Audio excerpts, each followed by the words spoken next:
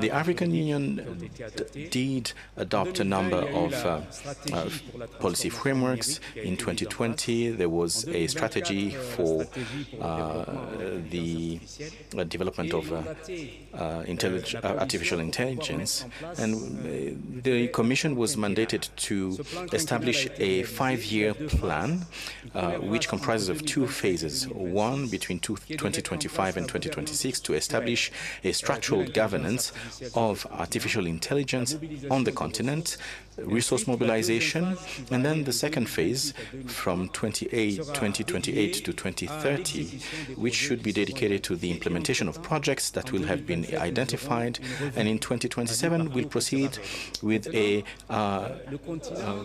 review, midterm review, and this morning, someone mentioned that the sovereignty of AI on the continent was a myth, and I'd like to refute the statement. And as indicated His Excellency Fonya Simbe, we need to move forward to make sure that the African continent adopts these development policies, and particularly in regards to AI development with the available resources.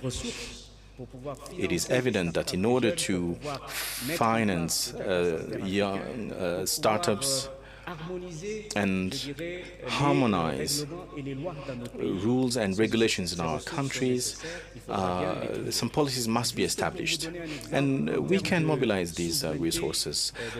As an example, the US invests $285 billion in AI, and this on an annual basis. In China, it is $95 billion. So what we need on the continent is to mobilize financial resources, and we'll need to find innovative methods to mobilize those resources. And I must congratulate the creation of a fund for the digital transformation, and the creation of a fund for the AI, which should stem from this summit, that will go towards the development of AI on the continent. An aspect that I believe is important is that the Commission has developed partnerships, and we cannot do away with partnerships, especially when it comes to technology transfer and knowledge transfer.